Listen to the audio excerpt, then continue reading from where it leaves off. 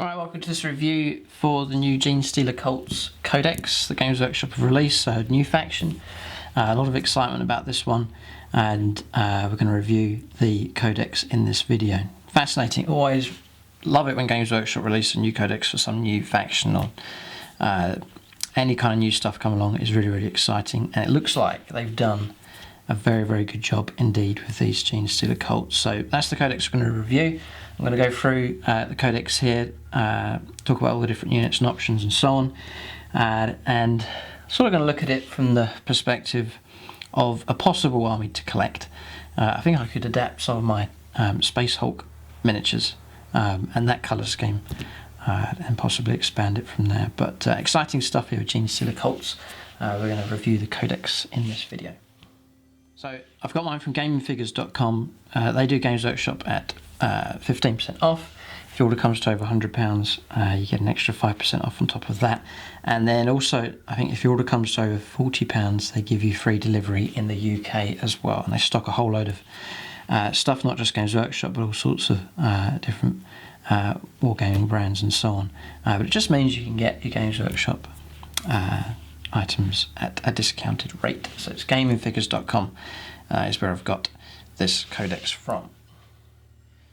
So a new Codex, a new faction, and it just seems to be within last year or so. I mean, I've been asking different people, has any changes taken place in Games Workshop as far as the structure and the way they're doing things, because Games Workshop seem to be going on a good direction here. They're bringing out some great releases. Genestealer CULTS is really something that's been in the past, and they brought it up to today, and they brought out a whole range of new miniatures, nice Codex here. So I think it's a very good move from them indeed. I love it when they bring out new Codexes, new factions and so on. So nice artwork on the front. It really is the total package here. Is the impression I'm getting with this Codex, but you'll see that as we go along. So nice cover art here, very nice indeed. Sort of the purple pink kind of colour scheme. Do recognise it from the Genestealers, the sort of the classic sort of Genestealer colour scheme from the Space Hulk set, and that's sort of giving me an idea of I could take those miniatures, maybe base them up for 40k, and then expand out and add some Genestealer CULT units. That's the kind of idea you could go for with that. But looking very nice indeed. Sort of a colour scheme I haven't really got in any of the armies that I have. I do have Tyranids already. They're sort of in the red, orange, yellow sort of colour scheme. But I would be highly tempted to go to this original colour scheme in the sort of purpley blue kind of colours. So inside artwork, there's your sort of colour palette again. Sort of purpley colours, mixed with some red here. And this off gold, so there's kind of a colour palette for you to give you an idea of what colours you'd use potentially in your colour scheme. Here they are fighting Skitari here. Nice.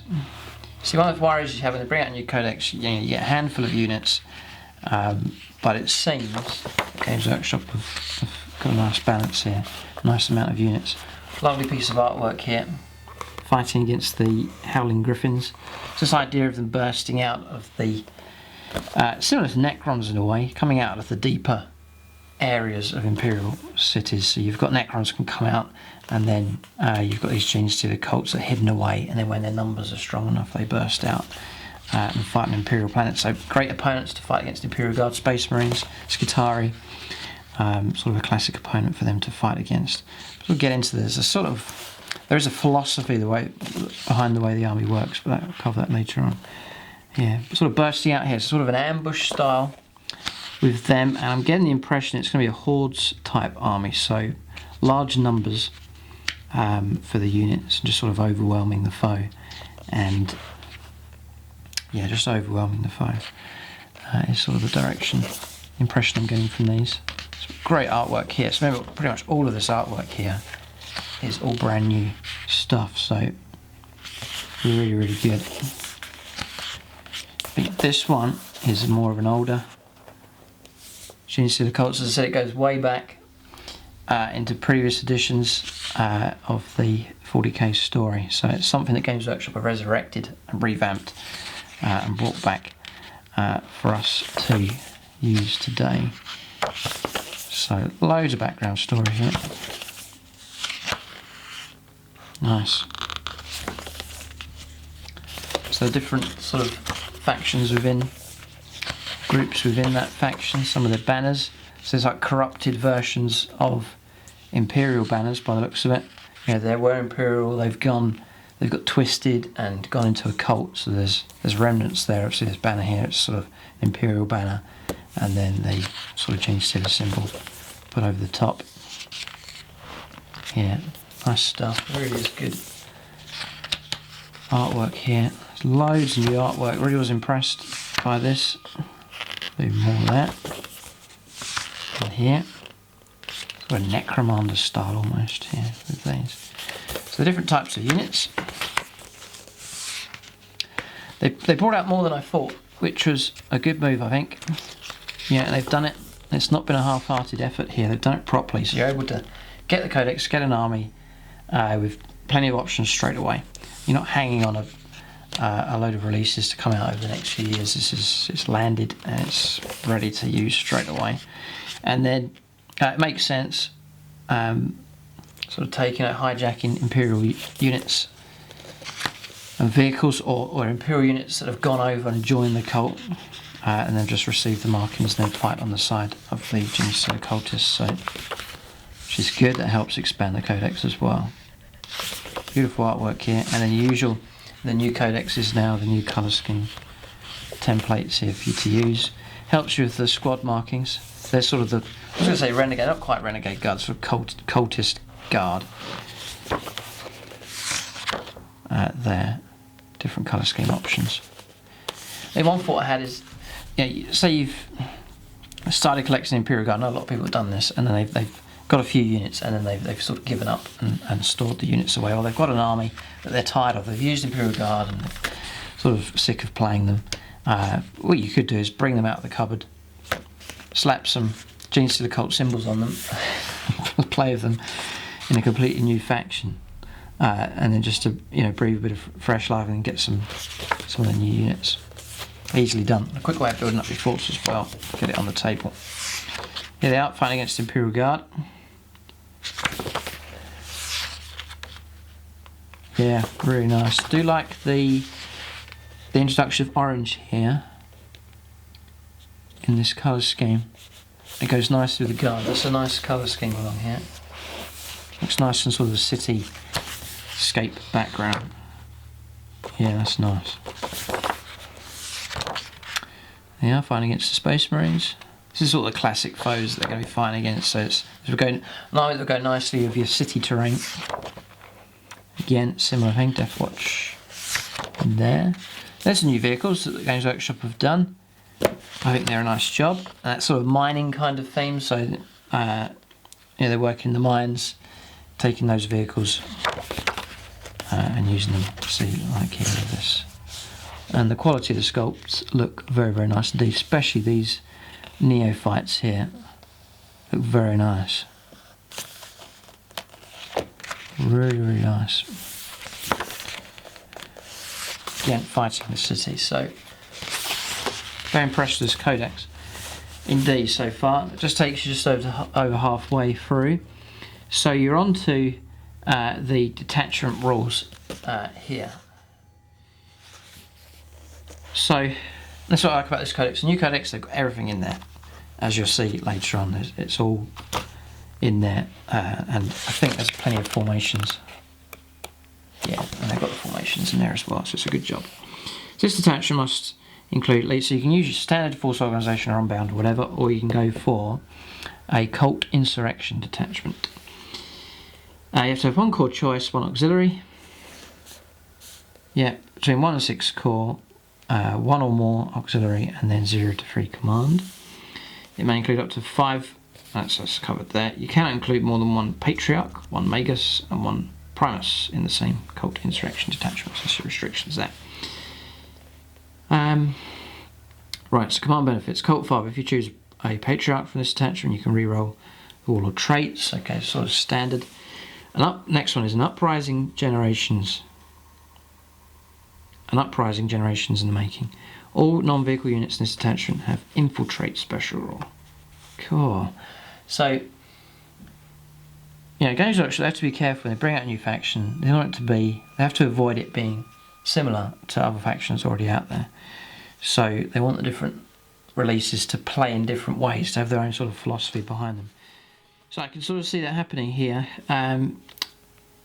You're getting infiltrate, sort of this kind of lurking everywhere. The opponent doesn't know where you're going to deploy. That's the kind of theme behind these. So your opponent has to deploy, and then infiltrators come later. So you're sort of getting to see how your opponent deploys, and then you set your army out. So that's quite a cool trait for these guys.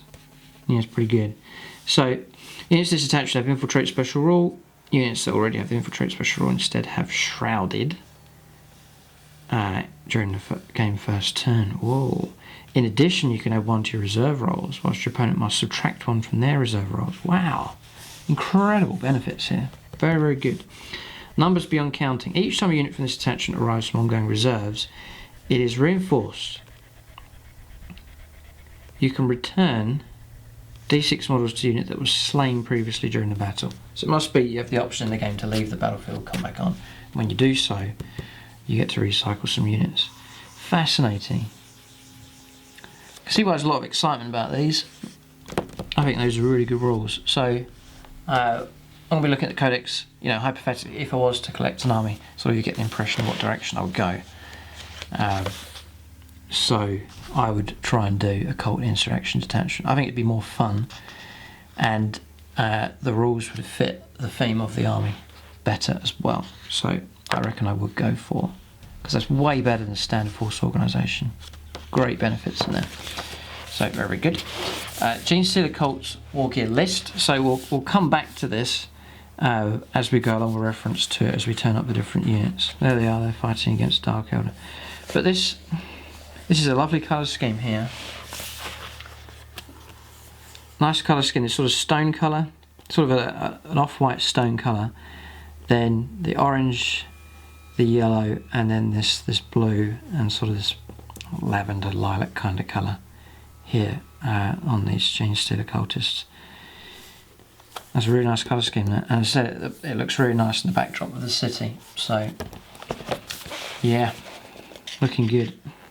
And sort of do have a head start with my GENESTEALERs painted up, and they're painted up in sort of a urban style anyway. So yeah, tempting. Interesting. Alright, so we've gone to some units here then. So Patriarch. Nice model.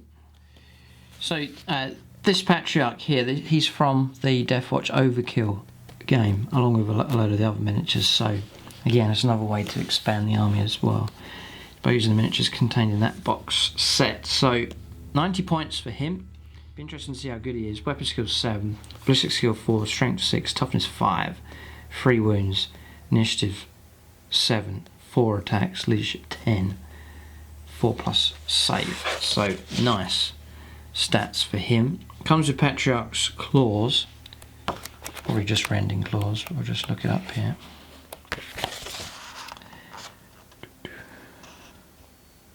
Strength of the user AP3. Whoa.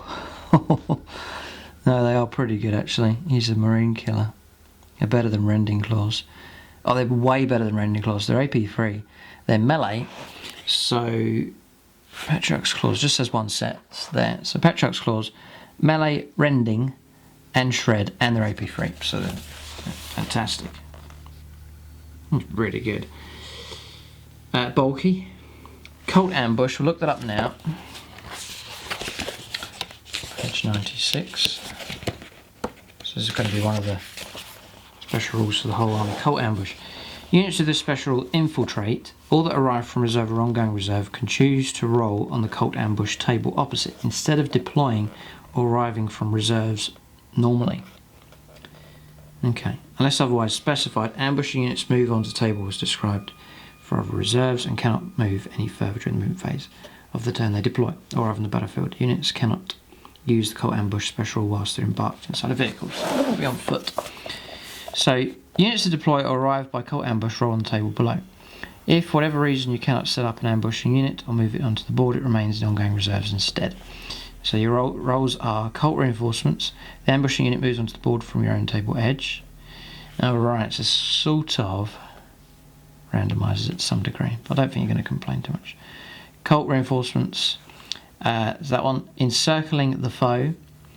Or D6 on the 1 or 2, the ambush unit comes onto the table edge to the left. 3 or 4 from the right. 5 or 6, you can choose left or right. Okay, so it's outflank basically. Lying in wait. Set up the ambush unit anywhere on the table that is more than 9 inches away from the enemy. You can alternatively set up the ambush unit anywhere on the table that is more than 6 inches from any enemy model, so long as no enemy model can draw a line of sight to them. So you can deploy almost next to them if you're hiding.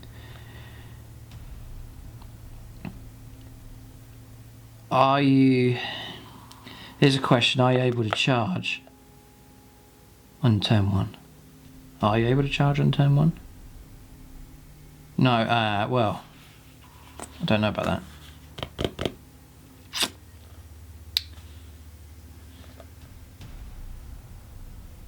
I'm just checking back here. Don't know about that one. Not sure about that if you are able to charge. Perfect ambush. Set up the ambushing unit anywhere on the table that is more than 6 inches from enemy model. It's fine. A deadly trap. Set up the ambushing unit on the table that is more than 6 inches from any enemy model. This is, oh right, so these are in line of sight, out of line of sight, doesn't matter. So the higher you go, it seems to do better. After placing the ambushing unit, you can immediately make a bonus shooting attack with it, as if it were the shooting phase. This does not prevent the unit from shooting again in the ensuing shooting phase. These bonus shooting attacks cannot cause morale checks, but they do have pinning. Unbelievable. If the ambushing unit does not have any ranged weapons, you can instead choose to run in the movement phase. And then number 6, they came from below. It's 3 inches from the enemy unit. Oh, this is it. Okay, question answered. Unlike other units that infiltrate or arrive from reserves, the ambushing unit can charge in their first turn, or on the turn they arrive from reserve. Wow. Wow. What a fascinating dynamic. It really is really impressed with this, because I think it would be fun to play these, which is what 40k is all about. I think this would be fun, and it's not just you deploy your army, your opponent deploys their army. This is different. It's interesting. So this is very good. Yeah, it's good fun. It's good fun to play it, and it'd be a challenge for your opponent as well. I can imagine people enjoy the challenge of playing against these as well. But you could come out with some nasty stuff. There's a lot of random stuff involved here, so I think you'd be looking to have quite a spread of units. But anyway, Cult Ambush, which is really good. Fear, Fearless, Fleet, Independent Character, Infiltrate, Move Through Cover, Psycho Mastery Level 1, Return to the Shadows. That's next. Instead of moving in your movement phase, any unit with this special rule that is not within 6 inches of any models can be removed from the battlefield and placed into ongoing reserve. Wow. The unit cannot return to the shadows in the same turn it arrives from reserves or ongoing reserves, and cannot do so whilst embarked in a vehicle. So you can just slink away into the shadows. Cool. And then Unquestioning Loyalty. So there's a whole game, you've got to learn to use these. Be a fascinating learning curve here. Unquestioning Loyalty. A model with special role automatically passes Lookout Sir attempts and can even make Lookout Sir attempts when fighting in a challenge. Great. Okay, so that's just to represent the cultic, fanatical approach that these guys probably take. So fascinating for him. I was going to move on there, but we've got these to cover. Living Idol. Friendly units within the GENESTEALER cult faction within 12 this model have Fearless. Nice. The Patriarch generates his power from the Biomancy, Broodmind and Telepathy disciplines. Okay, so we'll cover Broodmind later on. You can knock him up to Psycho Mastery Level 2 for 25 points. And he can be accompanied by 2 familiars, 5 points each. Quite good. and it's page 100. Mini.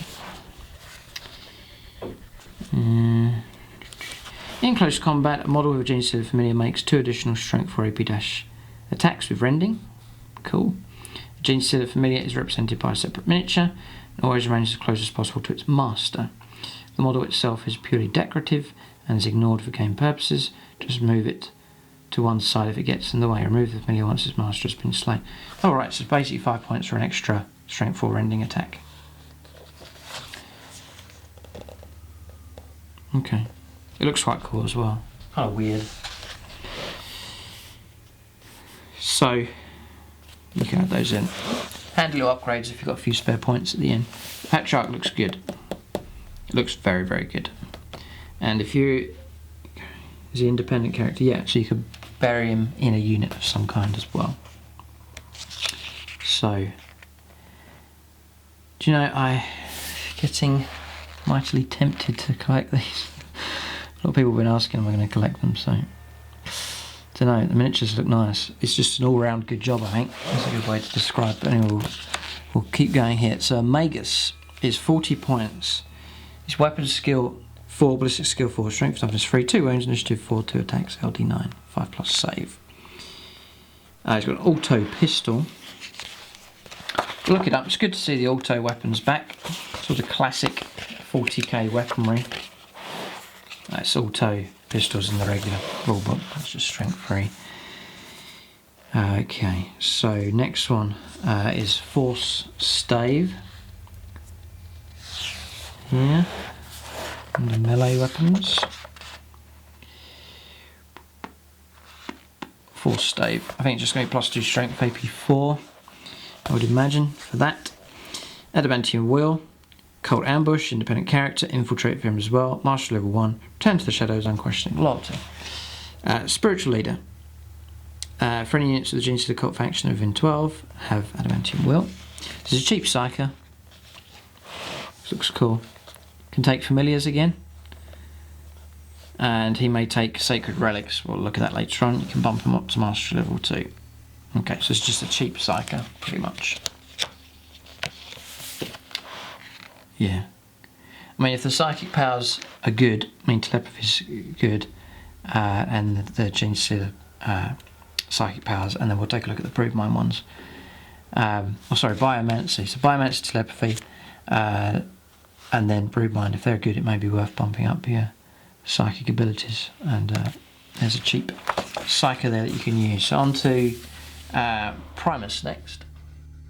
And again, this colour scheme here is looking nice for these. So Primus is 75 points.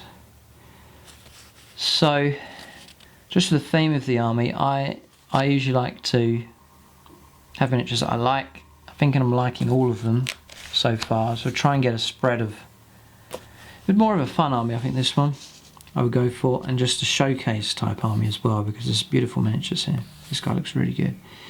75 points, his weapon skill 5, ballistic skill 4, strength 4, toughness 3, 3 wounds, initiative 4, 3 attacks, leadership 10, and a 5 plus save. I mean, as nice as the miniatures look, so far the rules seem pretty good. Can't complain here. So he's got a needle pistol. I'm sure that's an old weapon from ages ago as well. Who is it had needle rifles? I'm sure it was an Imperial unit who used to have them. Page 98.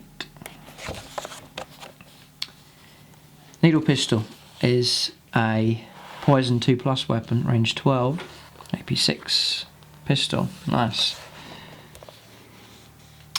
A bone sword. Strength for the user, AP 3. Melee and life drain. Is his strength? He is strength 4. Cool.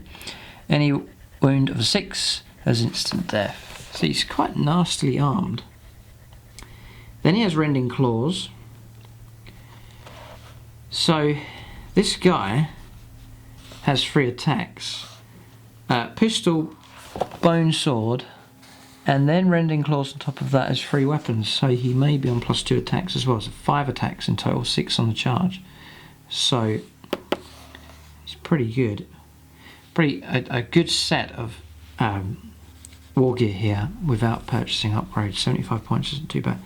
He's then got blasting charges. All new stuff to learn here. Blasting charges, he's got assault grenades. Okay, so his initiative 4 comes in handy. Then he has a toxin injector. If a model with a toxin injector fights using his rending claws, these attacks have poisoned. Okay, so poisoned and rending. Okay, pretty good.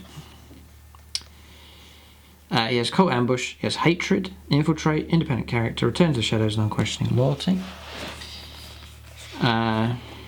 Cult Demo Gear. Friendly units that are within 12 have Hatred. Nice. And then he has access to the relics. So nice model. Pretty good rules for him as well. I sort of think, I don't know how many, well, we'll look at the formations later, you might be able to access a lot of the HQs, but I've got an impression you buy cheap ones and then spread them around all different units so that you get a poor roll for one as far as your reserves are concerned, or how you're trying to use it. He's been out of the game. You've still spread your value around your units. So sort of instead of making like a Death Star unit and you roll badly and it's out of action, it seems to be like you spread the units around. Might be a better idea. The next one is an Acolyte Icon Ward. He's 65 points. Again, lovely model. Weapon skill. Yeah. No, weapon skill 4, ballistic skill 4, strength 4, toughness 3. Yeah, I have to ask James, see if any of his guardsmen want to join the cult. I don't know, that'll go down too well. Weapon skill 2, initiative 4, 3 attacks, leadership 9, 5+ save. Auto pistol, rending claws, blasting charges, and then sacred cult banner. Friendly units within 12 have furious charge. Okay. So a lot of within 12 abilities here. So it looks like you would try and launch your attack in mass, spreading all these benefits around. Seems to be the idea. So even though you roll up separately, you try and coordinate it so they're all sort of working together instead of attacking from loads of different directions. To get the benefits there. Sort of kind of the idea I'm getting here with these. He's got Feel No Pain 6+, and the usual there. He's an independent character as well. Nexus Devotion. Friendly units with the GENESTEALER cult faction that are within 12, again, another one, they have Feel No Pain 6+. Models that already have Feel No Pain, instead add 1 to their Feel No Pain. Wow. Whoa, it's an increased Feel No Pain. Just keeps getting better here. See, there's incentive to get, maybe it's Games Workshop marketing kicking here, but there is an incentive to get each of these models. And he's got access to the relics as well. So, nice spread of HQs. As I said, worried that new Codex coming out, 1 or 2 releases, and the Codex sort of has to be updated with loads of White Dwarf issues, and it's a real mess, but Games Workshop instead have just made it an all-in-one by the looks of it here, and it's I think it's brilliant. Good move. And there's a nice spread of HQs there, a good spread of HQs, 1, 2, 3, 4 HQs to choose from, so very good indeed. No really expensive ones, so that helps you when you're trying to build a horde based army. Okay, so on to troops then. Acolyte hybrids is the first. You've got pure strain GENESTEALERs, and then you've got the levels of where they've interbred them with humans.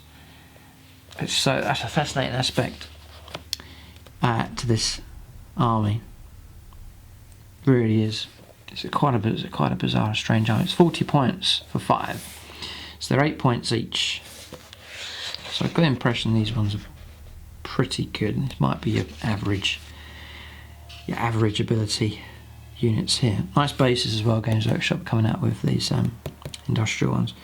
So an Acolyte hybrid is weapon skill 4, ballistic skill 3, strength 4, pretty good, toughness 3, 1 more initiative 4, 2 attacks as base, leadership 8, 5+ save, and then the leader is the same, but he has an extra attack, his leadership is 9.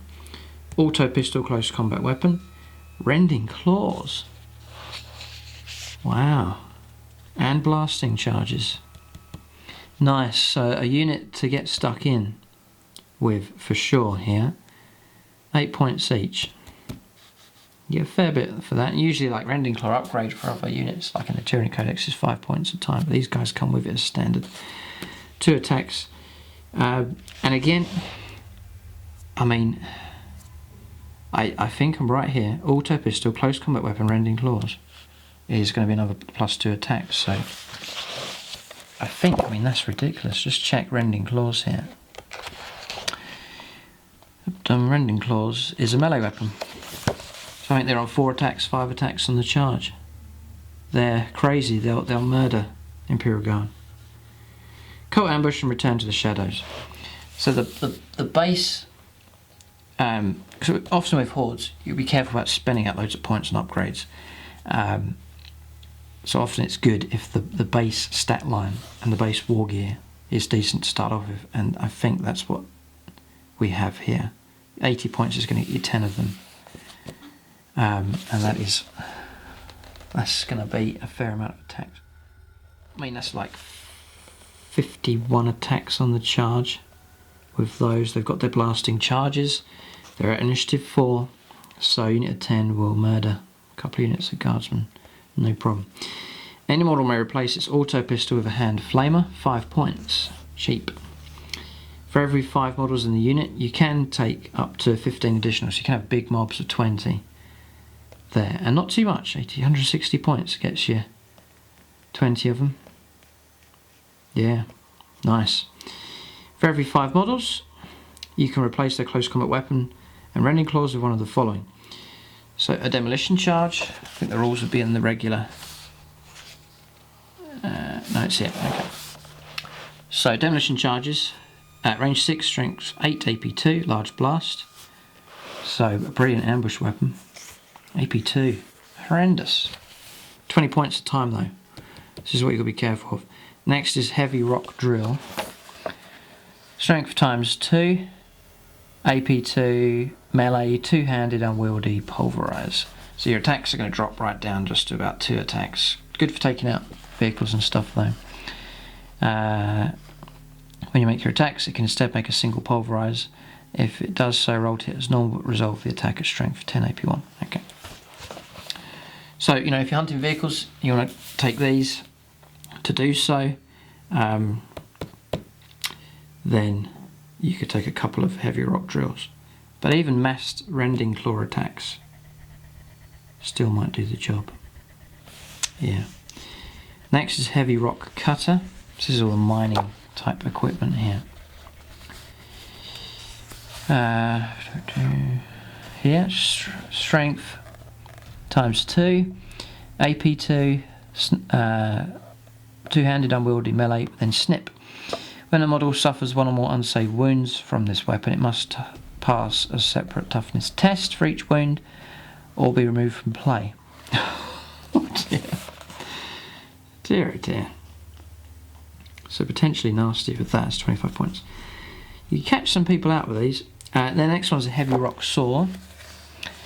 It's armor bane. There you go. That's your vehicle busting combat weapons. There's no shortage of nasty combat weapon options for those. So that's your medium level unit. 5+ saves only for these. Maybe hordes, you know, numbers will be quite good, especially if you're trying to protect these assets here, these high point costs.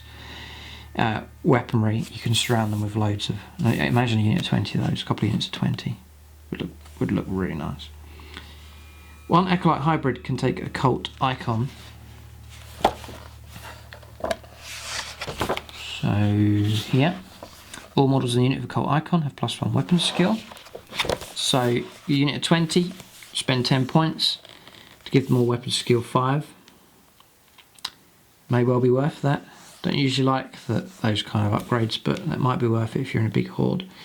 One model may be upgraded to an Acolyte leader. Oh right, so you have to pay for that. Yeah, 10 points to get the leadership 9, an extra attack. Might be worth it. An Acolyte leader may replace his close combat weapon with a bone sword. 20 points. It's a fair amount. One acolyte leader may replace his close combat weapon and auto pistol with a lash whip and bone sword. Okay. Lash whip and bone sword. It's AP 3.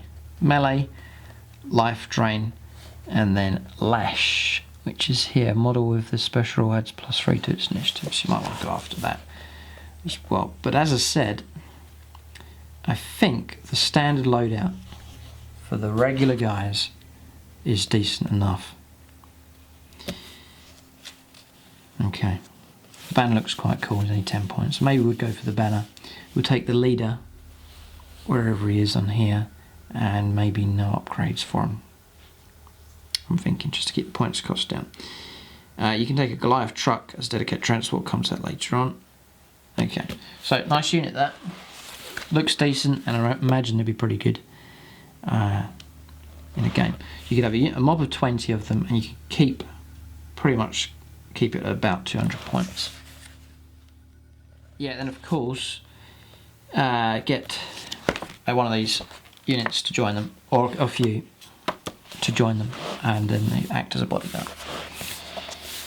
Because I think the upgrades here, these combat upgrades and so on, are better spent on in the HQs, or the extra HQs come with the decent upgrades anyway, so instead of paying out points for quite expensive upgrades on quite low stat units, instead have it within something like a Patriot. I think you'd be allowed to join them. Can't see any reason why not. Okay.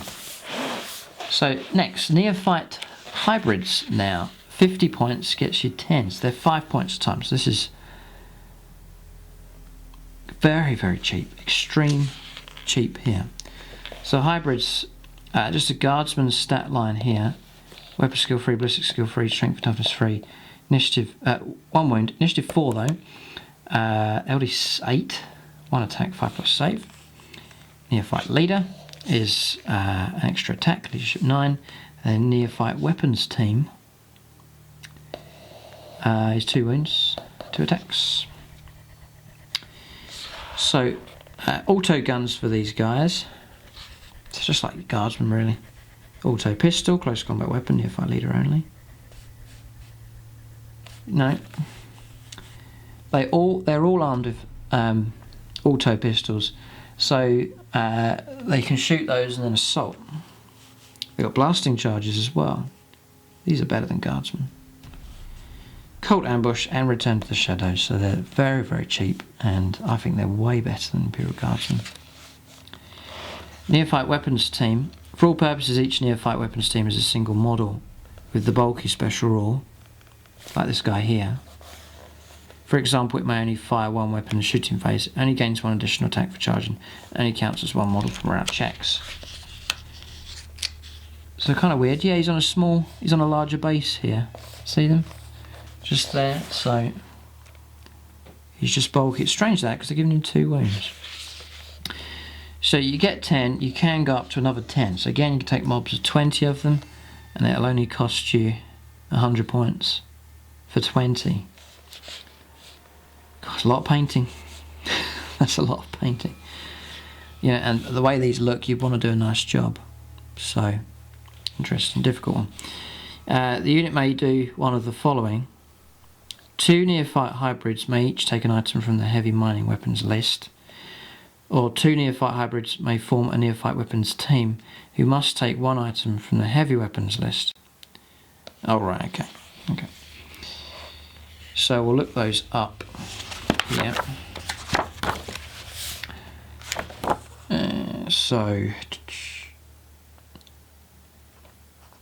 So heavy mining weapons first of all. Oh, sorry. You can take a heavy stubber. Rules for that will be in the regular 40k rulebook. I think it's 3 shots. I think strength 4 is nothing too amazing. It's cheap though. 5 points.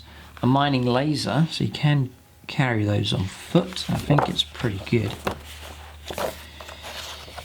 So look here, mining laser. Yeah, it's range 24, strength 9, AP 2, heavy 1. Heavy 1, I have to stay still to fire it. Immediately puts me off. No. Yeah, not so keen on that one. Might be another way later. Might be another way later on that you can use the heavy mining laser. Or just a mining laser, it's called here. Seismic cannon is the next one. Is split range here, so 0 to 12 range is strength 8 AP3 heavy 2, and then strength 5 AP4 at range 12 to 24 heavy 4. All wound rolls and arm penetration rolls of 6 are resolved at AP1. Okay, nothing. Yeah, well, not too. See, it's the ballistic skill 3 is a letdown for these. So similar to the way Chaos cultists are used, just mobs kept cheap is the way to go. I'm not sure about expending expensive amount of points. Seismic cannon's 20 points, so you'd maybe keep the cost down by not taking any of these. Maybe a couple of heavy stubbers. But again, is that heavy stubber heavy weapon? If not, I'd probably just leave out all of those. So then, 2 neophyte hybrids may form a neophyte weapons team who can take heavy weapons. The heavy weapons are you can take a mortar, an autocannon, a heavy bolter, a missile launcher, laser cannon for the usual points costs. Can't see any point in doing that either. Really? No. Okay. Then you can then go 2 neophyte hybrids can take special weapons. Flamer, grenade launcher, and then a Weber. A Weber is range 16, strength 4, assault 1, blast, and then cocooned. The AP, so that might be slightly better to have that. It's not very expensive. The AP value of a wound caused by this weapon is equal to the current strength characteristic of the model it was allocated to. Right, so for example, a wound from a weapon that was allocated to a space range strength 4 is resolved to AP4. Against vehicles or models with a strength 7 or more, the weapon is AP dash. So,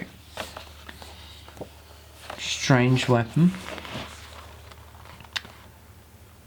Yeah, okay. So you can take those special weapons as well as the options here for the heavy mining weapons and heavy weapons. So you could kit them out pretty good. Any model may replace its auto gun with a shotgun or las gun. Okay. You give them all shotguns. One neophyte hybrid can take a cult icon, seen that earlier on. You can take the leader for 10 points to give them leadership 9 and extra attack. And the leader may take pistols and melee weapons.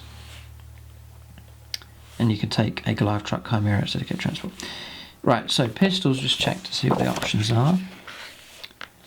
Las pistol, bolt pistol is 1 point, and then a web pistol. Similar rules there. And it's range 12, not bad. Strength 3. Melee weapons, I think he has access to, yeah, chainsword, 15 points for a power maul, so plus 2 strength, I think AP4, and then regular initiative, I believe, and then a power pick is the same points, 15 points, and a power pick is plus 2 strength, AP3, melee and unwieldy. It's a nasty weapon, but again, don't know if you'd waste it on, because he's only got 2 attacks, 3 attacks for weapons. Oh, don't know if I bother with that one. It's unwieldy. You know, maybe points better spent on something else with a better stat line. Yeah, so probably go for minimal build on those. Probably would take some, 1 mob or 2 of them, and try and get units to 20, and then maybe take the leader and the banner, maybe. Yeah, that's about it. Okay. But nice though, nice models. Yep. Illustration here. There they are. Yeah, mobs of them look good. You know, for a cult to be scary, you want hordes of these things. Right, so then we're on to hybrid metamorphs. Hybrid metamorphs. They're 45 points. for 5 of them. So only 9 points each, so it's cheap. Weapon skill 4, ballistic skill 3, strength 4, toughness 3, 1 wound, initiative 4, 2 attacks as base, leadership 8 and a 5+ save. So pretty good stat line. The leader there is +1 attack and leadership 9, it's the usual. Auto pistol, rending claws, blasting charges. They're pretty much the same as the others, but they have this metamorph talon. Okay, so it's the talon he has. So they all come with talons, which is strength for the user, AP 5. So again, good for killing guardsmen. It's a melee weapon, so you need to get on the bonuses there for attacks. And they got Scythe, which is a model equipped with metamorph talon, has +1 bonus to his weapon skill in the fight subphase. A model equipped with 2 metamorph talons has +2 bonus. Right, so it's +1 to your weapon skill. Not that particularly amazing. But he's AP 5 though, and it's a melee weapon, so not bad. Cult ambush, return to the shadows. Okay, so you may include up to 5 additional metamorphs. Okay, so you can have unit 10 is 90 points. Any model can do one of the following. Replace rending claws and metamorph talon with 2 metamorph talons, so you can get even higher weapon skill, probably wouldn't bother with that. Replace a metamorph talon with a metamorph claw, just 2 points. You get a melee weapon, crush, and AP 5. Crush is +2 strength. Okay. So that makes them strength 6. Nice. So vehicle busting here with these. That's only 2 points. Brilliant. So you'd maybe put 2 or 3 of those in the unit, 6 points to give 3 of them metamorph claws. Nice. Replace metamorph talon with a metamorph whip. This is a good unit here. Metamorph whip is lash. You get +3 initiative. Okay, probably wouldn't bother with that one. Okay, so that's the options there. So you can go for the leader there, 10 points. You can get extra attack, extra leadership. Probably will go for that one, and then you can take a bone sword. It's 20 points. It might be better spent on him just with the 3 attacks, and then all of the extra attacks he gets may well be worth burying him in there with that, or just, again, it's a unit that has a good war gear to start off with, and then these 2-point upgrades here I think is pretty much all you'd need, but you might want to go for that one, 20 points. Any model replaces auto pistol for hand flamer, so you could give them all hand flamers, which is crazy. I'll just give 5 of them hand flamers. 1 hybrid metamorph may take a cult icon, and you can put them in a Goliath truck as Stargate transport. I can imagine small units here, like unit 5, putting them inside those transport vehicles perhaps might be an idea, and they can get out. I'm not sure if they're assault vehicles yet, we'll come to it later, and they can get out. Assault might be an idea. Let's just have a quick look. It might be just one possible idea. It's open tops, yeah, so smaller units of these perhaps bursting out of those trucks might be a good idea. Is another idea. Yeah, there's a good stat line there for them, so another decent unit there as well. So philosophy that I'm getting with these is an ambush type unit, ambush type army with large hordes of units, and then sort of overwhelming the opponent with just sheer number of attacks. So similar to orcs, very, very similar to orcs. But cheap units here, and in a way with some better weapons. You know, standard orc boy, it's got a pistol and a combat weapon, but these are coming with things like rending claws, which can cause a lot of trouble, and then some cheap upgrades here. So nasty. These guys would happily take on orcs, I think, and do better probably because their initiative's so high. So these would be the nemesis of orcs, I think. Pretty good. No, pretty good. I mean, it's a pretty good army. And I mean, rending claws, you know, you fight against Grey Knights and you're ploughing you with 50 attacks with all these different units, 50 attacks, 60 attacks, and your rending claws coming through, going to cause trouble. Really are going to cause trouble. So far from being a showcase army as much as they are, it looks like these guys are pretty mean in a game as well. Flyers may be lacking, I think, but sometimes a horde army can just ignore flyers and just kill everything on the ground. There's still more units to come, so brilliant spread here. These are elites, by the way. Here, these hybrid metamorphs. Now, these units are all looking good. We haven't even come to the formations yet, which may well enhance them even more. So I'm going to go on to another elite's choice here. Pure Strain Genestealers. Nice on the bases. So, weapon skill 6, 70 points for these. They are 14 points a model. Games Workshop haven't changed the points value, which is interesting. They're expensive. Weapon skill 6, strength and toughness 4, no ballistic skill, 1 wound, initiative 6, 3 attacks. Is that standard?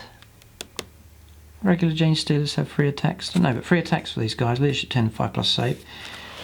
They come with rending claws. Oh, these are okay. Come with rending claws. Okay. Cult ambush. They have fleet, infiltrate, move through cover, stealth, and return to the shadows. I think these are better than regular Genestealers. Brood instinct. Only a patriarch can join this unit. Whilst a patriarch is joined to this unit, the pure strength Genestealers have furious charge. So you're now on strength 5 on the charge. Nice. And then you can have up to 15 of them. They're 14 points a time. Any model may take Siphon Talons for 3 points. That makes them 17 points a model. They are very expensive, and that puts a lot of people off. God, and they usually get targeted by the opponent quite quickly, and the 5+ save's not too good. Pure Strange Genestealers have 5+ invuln, so 5+ invuln in combat and shooting. It helps them out a bit, but still, they are vulnerable. Definitely a vulnerable unit. Yeah. And so often, half the time your opponent's in cover, they charge in. I don't think they're going to get to go first. So, yeah, I would have a unit of them, but I would. There's not much incentive to go all out on these. There's more incentive to go for these other units, I think. So, that's regular Genestealers. Aberrants is next, 120 points for 4 of them. Sort of larger models here. The weapon skill 4, ballistic skill 1, strength 5, toughness 4, 2 wounds, initiative 2, attacks 2, and then leadership 8 and a 5+ save. They're 30 points a model, pretty expensive. And again, strikes me as a unit that's going to get picked on. So you might want to put them inside a transport, for example. They come with power picks as standard. So that's the +2. Oh, hang on a second. These guys are going to be pretty nasty then. Just that power picks +2 strength and AP3. Unwieldy. So you're going to be on strength 7 with those. And they come with rending claws. Power pick. It's unwieldy, okay. Any model may replace its power pick with a power hammer. It's +3 strength, so they become strength 8, AP2, melee, concussive, specialist weapon, two-handed, unwieldy. So nasty. It's sort of the Terminator equivalent for this faction, but low on initiative and low on armour. Again, I think they could become victims for those. So again, I wouldn't go too all out on those. They do have, they've got no invuln. They're in toughness 4. They do have feel no pain, so that helps them out a little bit. And then stubborn, so good for holding up their leadership 8, though that's it's quite average. So they're all right. Again, would maybe take a smaller unit of those, but I wouldn't be too taken up on them. Again, I think these other units, the Hordes units, are stronger, I think. Yeah. No, but again, maybe the more expensive units can be put inside the transports and the Hordes can go on foot. That might be one way around it.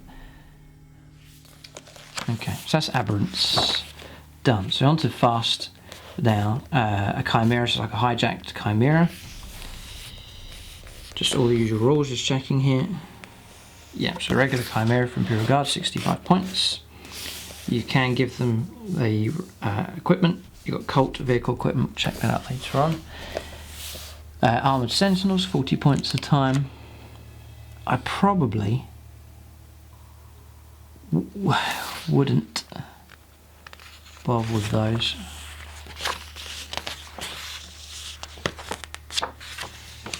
So I'm wondering here where the option is to take the Guardsman units, but we'll see, we'll keep going. Nice Armoured Sentinels then, usual upgrades for them. There might be a slot you want to use them. I think I would emphasise more going after the new models, and maybe one or two of those, but wouldn't get into those too much. Scout Sentinels, 35 points. All the options, the usual options for those. And you could do a little contingent of them painted up, might be an option. Right, so on to fast attack. You've got Goliath trucks here, so you can take them with dedicated transports, the units we've looked at, but here they are in the fast attack section. They're 50 points. Ballistic skill 3. Front armour is 11, so helpful, just a bit better than an Orc truck here. Side 10, rear armour 10, 3 hull points. It's open topped. So these things are quite vulnerable. Heavy stubber and a twin linked autocannon. So a little bit of anti-air potentially you could use there, snap firing up there with the autocannon. If you're moving up fast across the table, you can snap fire up at the flyers. Transport capacity 10 models. Cannot carry purest strain Genestealers or a Patriarch. Okay, so 10 models inside there. Pretty good. I mean, you could put these guys inside. Unit 10 of them. In one of them, 100 points. Very cheap indeed. Okay. Rugged construction. If a model suffers a crew stunned, crew shaken, or immobilized result, roll a dice. On a roll of a 4 or more, the vehicle ignores that result, but still loses a hull point as normal.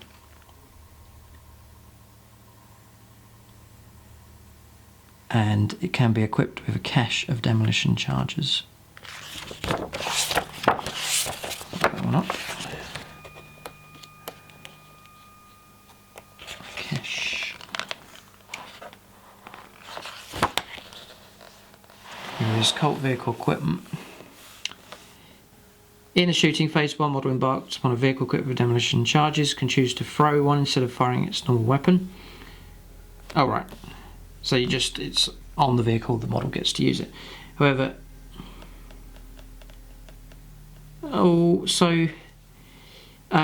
it's not one use only. You get it every turn. Strength 8 AP2 large blast. Fantastic. However, each time a vehicle equipped with demolition charge suffers a penetrating hit or a dice, a roll of a 1, the vehicle suffers a strength 8 AP2 hit after initial damage has been resolved. So you could hit the charge and it explodes, causes damage. But that is pretty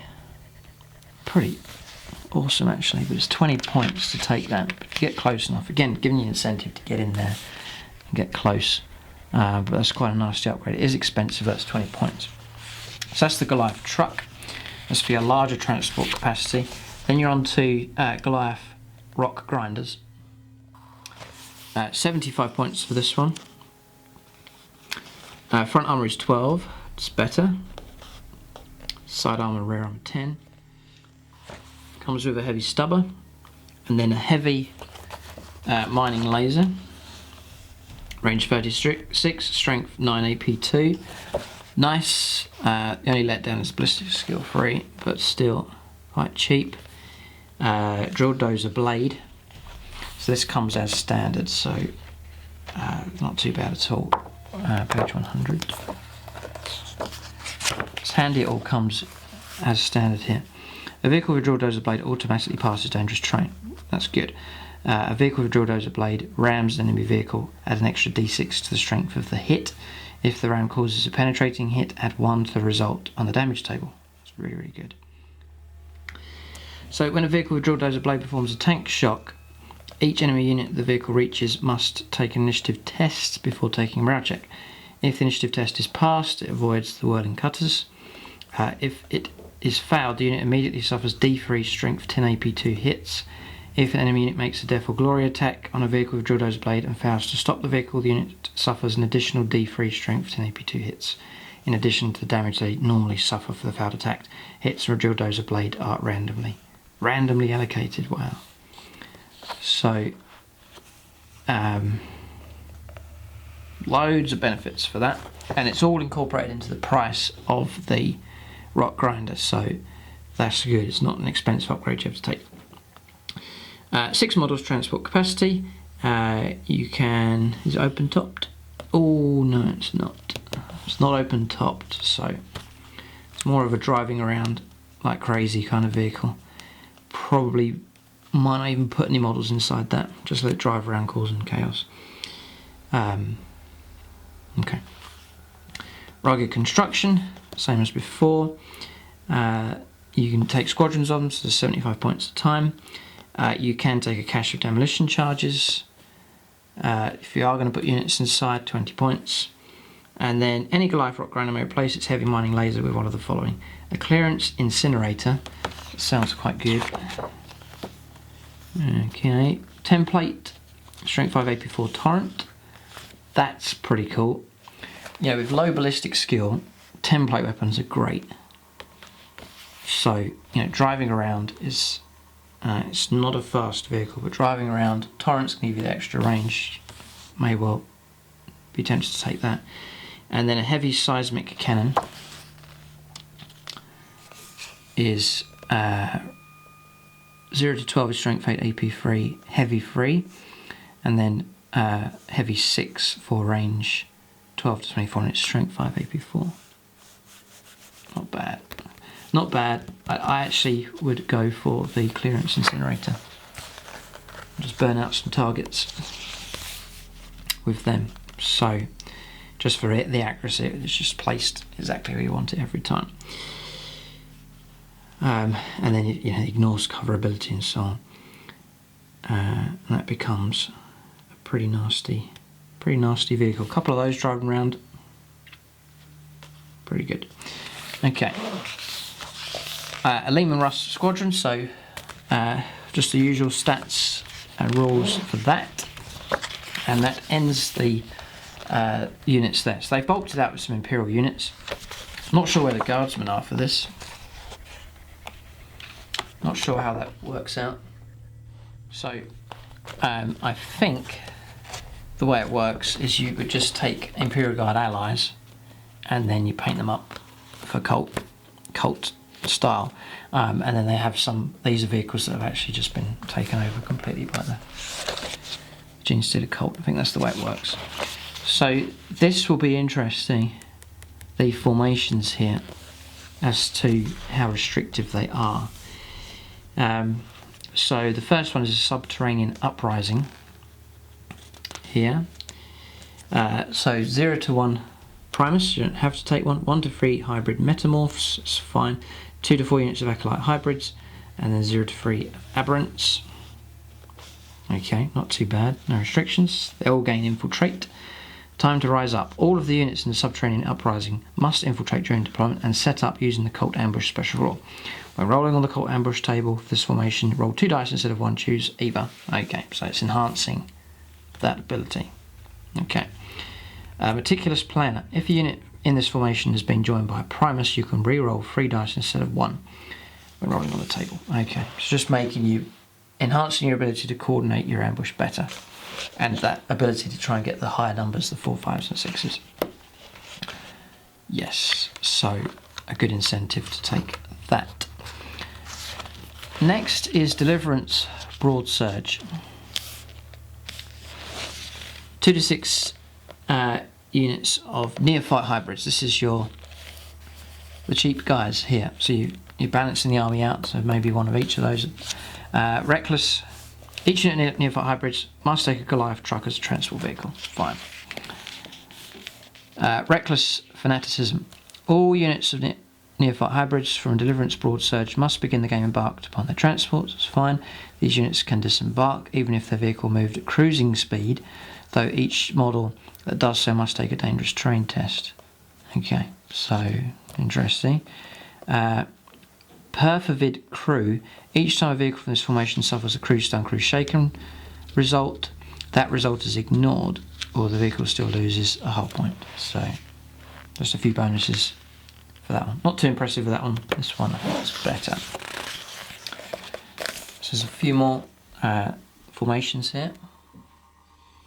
A Demolition Claw, 2 to 3 units of Acolyte Hybrids, 2 to 3 units of Goliath Rock Grinders. This one looks quite good. Restrictions, at least one model in each unit of Acolyte Hybrids must be equipped with a Demolition Charge. All Goliath Rock Grinders must also be equipped with a cache of Demolition Charges, though this is upgrade costs. Though this upgrade costs no points. So that's a good way of getting those upgrades. Nice. Tank Hunters, wow. Demolition Specialists, Acolyte Hybrids from Demolition Claw can reroll the scatter dice when using Demolition Charge, very very handy, or a cache of Demolition Charges when embarked upon a Goliath Rock Grinder from this formation.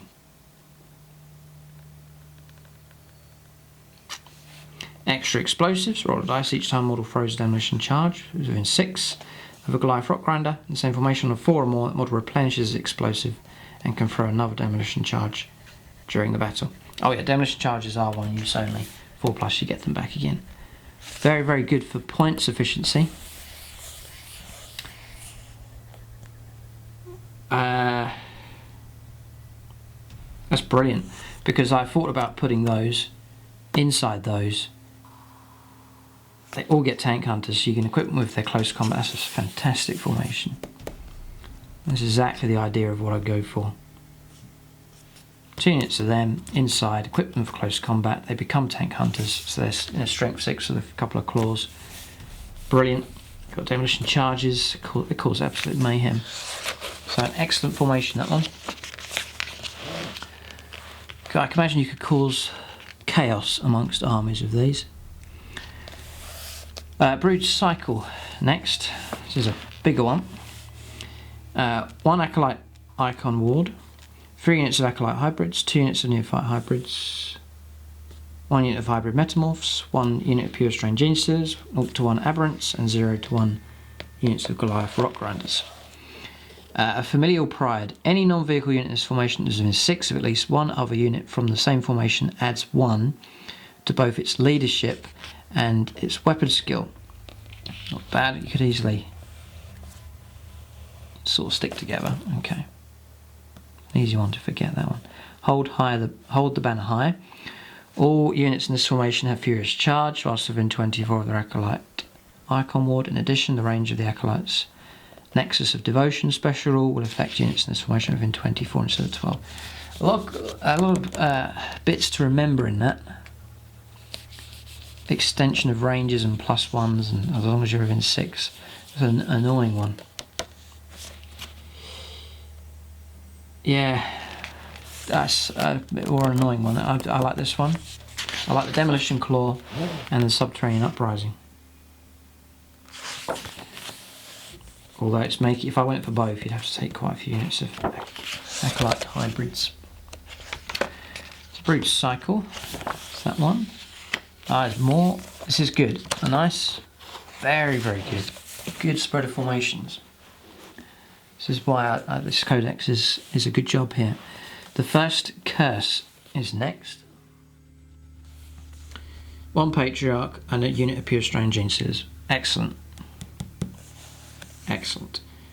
You have to have 20 models. Oh, that's a killer for points. 20 models. That's a 300 point unit. Oh, that's a shame that's restricted to that. Strange Mutations. Before the start of the game, roll a dice and apply the result. So Flesh Hooks, the unit doesn't suffer the penalty for their initiative for charging through cover. 4+ armor save on a 2. You get Poisoned on a 3. You get Rage on a 4. You get Preferred Enemy on a 5. And then you get Choose the result you want on a 6. Not too keen on the randomness of that. and the restrictiveness of it. It's a shame. But if you were going to go that direction, there's a bonus for you. Just there. Next is a Neophyte Cavalcade. 2 units of Neophyte Hybrids, 1 Lehman Russ Squadron, 1 to 2 units of Scout Sentinels, Armoured Sentinels. Okay. You have the hybrids have to take chimeras as transports. So this is your kind of detached Imperial Guard, corrupted detachment here. Mechanized ambush. This formation's units of neophyte hybrids must start the game embarked within the transports. Vehicle units in this formation have outflank. Scout sentinels from this formation gain the cult ambush special rule. Devoted crew suffers a crew or crew shaken on a fallen war, it's ignored. Okay, not bad. Again, nice formations to match. There's a nice spread of different themes here. So if you're going to go for certain themes, there's a formation to match most of them. Alright, then we've got the Doting Throng. 0 to 1 Magus, you don't have to take one. And then 3 to 6 of the following units in any combination of Neophyte hybrids or Acolyte hybrids. And you get Frenzied Devotion. Units in this formation have the Zealot special rule whilst within 12 of a friendly Magus. Alright, so you should take one. Furthermore, a unit that's actually joined by a Magus can reroll failed to hit rolls in every round of close combat, not just the first. Thing is, these guys aren't particularly good in close combat, but the Neophyte and the Acolyte. Let's just look here. Might be handy, so it's not hybrids. Yeah, it might be handy if you took Acolytes. Whoa, took Acolytes, stick a Magus in with them, and you're then on Zealot. Nice. Willing subjects. If a Magus targets a Neophyte hybrid or Acolyte hybrid with a blessing, you can reroll the psychic test if it is failed. Cool. So, smaller formation that one, but not too bad at all. There's some pretty good ones here. There's quite a number of good sort of smaller ones. You can take a series of them, and that can help you make that cultist detachment as well. A Brood Coven. 1 Patriarch, 1 Magus, 1 Primus. No restrictions. Lords of the Brood. The 3 models in a Brood Coven must be deployed as a single unit. So sure about that. They could still join friendly units. Alright, cool. So you can bury them in another unit. But if one does so, all the other Brood Coven models must join the same unit. So this is kind of helping to make a Death Star unit, really. Similarly, if one Brood Coven model leaves a unit, all the Brood Coven models must also leave the unit, and they must form back into a new unit composed of independent characters again. Coven Masters. The Brood Coven unit, any unit they join, have the following special rules whilst the relevant model is alive. So if the Patriarch there, they get Fleet. If it's a Magus, they get Counterattack, Primus, Preferred Enemy. Ugh, not that amazing, really. Yeah, I'd be more for spreading those around, so not so keen on that one, I don't think. But handy that you are still allowed to join another unit. So there they are. It's a nice colour scheme, that. Complements nicely the purple colour here, the orange, and this sort of stony colour here. These are all colours I haven't really got in any other colour scheme, apart from the town, maybe using orange. Nice bright orange, that one. So, yeah, really nice. And, yeah, a fascinating opponent to fight against if you are Space Marines. If you've got a small elite force like Death Watch here, or Dark Angels, or Grey Knights, and trying to take on these guys, I think it would make for fascinating games of 40k. And that's one of the things you hope for when Games Workshop do a new faction, is it is a different one, a different challenge, different style, which I think is what they've achieved here. It'd be very interesting to play these, to use them, and to play against them as well. So, just onto the appendix here. Cold Ambush we've seen, Return to the Shadows. Seen that one. So just onto Warlord traits.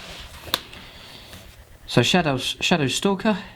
Your Warlord has Stealth. Not too bad. Focus of Adoration. For any units of the GENESTEALER cult faction have Counterattack whilst within 12. Not bad. Wall Creeper. Your Warlord has Move Through Cover. In addition, your Warlord and his unit Never suffer the penalty for charging through terrain. Handy enough. Your Warlord has it will not die. Not too bad. Number 5. All models in your Warlord's detachment can use his leadership in place of their own. Nice, that's good. And then Ambush Leader. When using the Cult Ambush special rule with your Warlord or any unit he has joined, do not roll on the Cult Ambush table you can choose. That's good. Okay. So the last two are pretty good. We've seen the Cult Ambush rules and the weapons. So there's relics here, and then there's there's some psychic powers as well.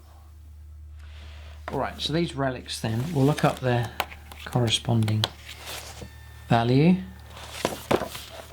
So Icon of the Cult Ascendant. Friendly units that have the GENESTEALER cult faction within 12 of model equipped with the Icon of the Cult Ascendant have Furious Charge. Special rule and can reroll failed morale, pinning and fear tests. In addition, models in the same unit of the Icon of the Cult Ascendant have +1 attack whilst the bearer is alive. Nice. There's a lot of bonuses for that one. 30 points. Okay, yeah. Acolyte Iron Ward only replaces Sacred Cult banner, yeah, so if you... Okay, so not too bad at all. 30 points. So, and again, better value the bigger the unit they go with.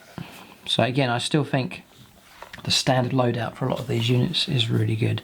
And then banners and things like that give the pluses and the bonuses are a cheap and effective way of boosting units there, so pretty good. Dagger of Swift Sacrifice. When it makes its close combat attacks, the model with the Dagger of Swift Sacrifice can instead make a single attack roll and hit as normal using the following profile. Strength of the user, no AP, poisoned, instant death. Yeah. No AP though, so a bit lame. Usually the thing you try instant death or kill usually has a pretty good armor save, so not too good. Probably quite cheap. 15 points. Okay, probably wouldn't bother with that one. Scourge of Distant Stars. Scourge. If the bearer is involved in a challenge, their opponent must take a toughness test before any attacks are made. If the test is failed, that model immediately suffers a wound with no saves of any kind allowed, and a -1 penalty to both their initiative and attacks to a minimum of 1 to the end of the phase. Scourge of Distant Stars has no effect on vehicles. Kind of weird. And that one is 15 points, not too bad actually for that one, toughness test. Okay, now next is Staff of the Subterran Master. Instead of shooting normally, the bearer can use this relic to make a shooting attack with the following profile. Range 18, Strength 2, Assault 10, ignores cover rending. Kind of weird. Okay, and that is 20 points. Next, yeah, I think the Icon of the Cult Ascendant seems to be the better one so far. Sword, see the most value now. Sword of the Void's Eye. See, with these others, you're rolling to hit, rolling to win. They've sort of got that unreliable side, but this one you just get the bonuses straight away. So, you know, everyone gets the +1 attack and the rerolls and so on. Sword of the Void's Eye, +1 strength AP3, melee, biosentience and life drain. Biosentience, the bearer can roll all to hit and to win rolls of 1, reroll them when attacking with this weapon, not too bad. And then life drain, any 6s is instant death. And that is 15 points, not too bad. Replaces the bone sword and the primus. Okay. The Crouchling. In close combat, a model accompanied by the Crouchling makes 2 additional strength 4 AP dash hits with rending. In addition, the bearer can generate 1 additional psychic power at the start of the game. The Crouchling is represented by a separate miniature. Okay. He's 20 points. 20 points for an extra psychic power, extra 2 attacks with rending. Yeah. Yeah, not too bad. Okay, so some interesting ones there. I think probably the banner is the one I would try and go for. Like the +1 attack. God. Yeah, because different philosophies in 40k, you can... One good way of overwhelming really good units, because this army lacks hyper strong units, Terminator type units. Brilliant armor saves good in ones like assault terminators. There's no equivalent here. So instead of trying to build units to match them, which you can never fully do, instead take sort of the orc approach and try and overwhelm those kind of units with just sheer number of attacks. And this is definitely the strength of this army, the ability to do that. There's some units in there that can just have a ridiculous amount of attacks, loads of rending stuff. They could just chew through anything. So very good. So we're going to see how good this Broodmind discipline is, psychic phase. So the first power here is Mass Hypnosis. It's the Primaris Spirit's Warp Charge 1. It's a malediction that targets a single enemy unit within 24. Whilst this power is in effect, the target's weapon skill, ballistic skill, initiative and attacks reduced by 1 to a minimum of 1. Not bad. Weapon skill, ballistic skill, initiative and attacks. Yeah, helpful. No, it's definitely helpful. So Warp Charge 1, not bad. Psychic Stimulus, Warp Charge 1. It's a blessing that targets a single friendly unit within 24. It's not locked in combat. Whilst the power is in effect, the target unit has Relentless and Fleet. In addition, the target can charge even if it ran during the preceding shooting phase. Again, not too bad, quite helpful. So these are helpful ones. A Psionic Blast, Warp Charge 1, is a Witchfire power, range 24, strength 5, AP 3, assault 1 blasts, not bad. Okay, and then Might from Beyond, Warp Charge 1. Might from Beyond is a blessing that targets a friendly unit within 24. Whilst this power is in effect, all models in the target unit add 1 to their strength characteristic and gain rage. Again, another helpful power. So you're fighting away with your army, and then there's this key point on the battlefield. There's a deadly unit there. You've got a number of units ready to close in. They need all the help they can get. A couple of little helpful psychic powers dealt out, giving them extra attacks and rage and so on, can just help tip the scales. So these are helpful powers here. So this is pretty good. Number 4 is Mental Onslaught. It's a focused Witchfire power, range of 24. Both the Psyker and the target model roll a dice and add their leadership values. If the scores are drawn, the target model suffers -3 penalty to its initiative until the end of the following turn. If the Psyker's score is higher, the target also suffers a number of wounds equal to the difference between the two scores. No armour or cover saves allowed. So Warp Charge 2, quite nasty that one. Mind Control is a focused Witchfire power that targets a single non-vehicle unit within 24. It's not locked in combat. The target immediately makes a shooting attack exactly as if it were one of your own models. The model cannot make an attack that would cause it to hit itself or its own unit in any way. After resolving the shooting attack, the mind control model immediately reverts to the owning player's control. Okay.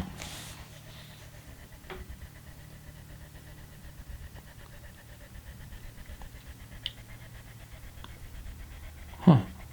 Interesting. Warp Charge 2. Yeah. Yeah, this is a nasty power. This is a good discipline, this one. Telepathic Summons. It's either Warp Charge 2 or 3. Each time this psychic power is used, choose whether it will have Warp Charge 2 or 3. The choice must be made before the psychic test is taken. Telepathic Summons is a conjuration that creates a single unit. If manifested at Warp Charge 2, it creates one of the following units. Your choice: 5 hybrids, 5 metamorphs, or 10 neophyte hybrids. Wow. If manifested at Warp Charge 3, it creates 10 acolyte hybrids, 10 hybrid metamorphs, 4 aberrants, 8 pure strain gene stealers, or 20 neophyte hybrids. In any case, these units can be equipped with any upgrades listed.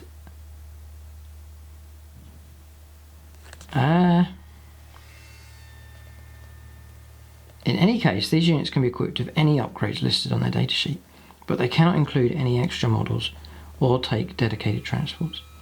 These units always arrive from Cult Ambush Special Rule instead of arriving by Deep Strike. Unbelievable. Unbelievable. Incredible. Yeah, so again, I'm glad that's good because it gives you incentive to use it, and then it's unique to this book. So instead of taking one of the other biomancy or telepathy, so really good powers in there. would say they're all pretty good. All pretty good. So definitely an incentive there. Get them the Magus, what's it called? Yeah, the Magus and the Patriarch. Yeah, probably go for all of the characters seen here. Yeah, upgrade that banner to the special banner, Sacred Cult banner. Upgrade it to the special one. Yeah, and then yeah, keep the points cost down by keeping the upgrades low and just relying on the standard war gear that a lot of these come with. And I think you could build a nasty army. Nice. No, very nice indeed. Yeah, nice job. The vehicles are okay.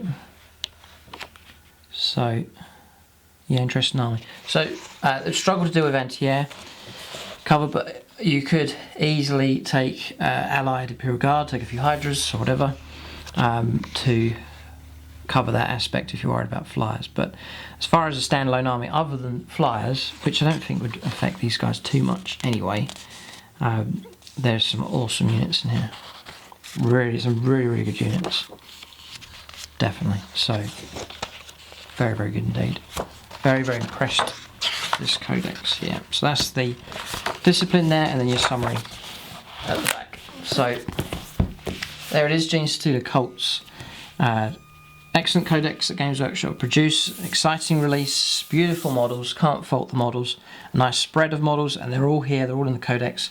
Loads of formations, and a great theme to this army as well. So a lot of incentives there to collect these.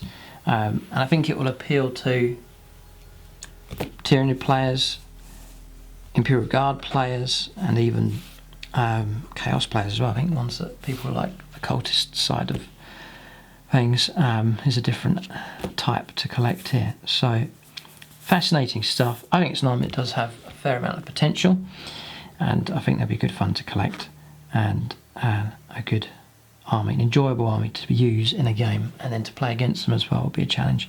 But there it is, GENESTEALER CULTS. As I said, I've got mine from gamingfigures.com. They do Games Workshop at a discounted rate, 15% off. If your order comes to over £100, they give you another 5% off on top of that, and then free postage on orders over £40 in the UK as well. But there it is, GENESTEALER CULTS. You never know, you may see these come out of the shadows on the channel. It'll be interesting to see if anyone else collects them. But a fascinating Codex indeed, and a good move, I think, from Games Workshop. A faction they didn't have to do. It's been back in the storyline, but they've brought it to the surface here, and the GENESTEALER CULTS have arrived. So good job from Games Workshop. That's the review for GENESTEALER CULTS. Thanks for watching, and tune in next time.